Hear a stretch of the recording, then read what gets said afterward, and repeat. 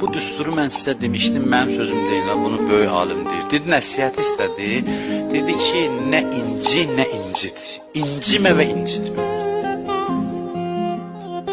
Belə kim yaşaya bilir? İncimə, yəni səbr elə. Heç kəsdən incimə. Və heç kəsi incitmə. Bu səbir, bunu eləyə, heç kəsdən küsmə.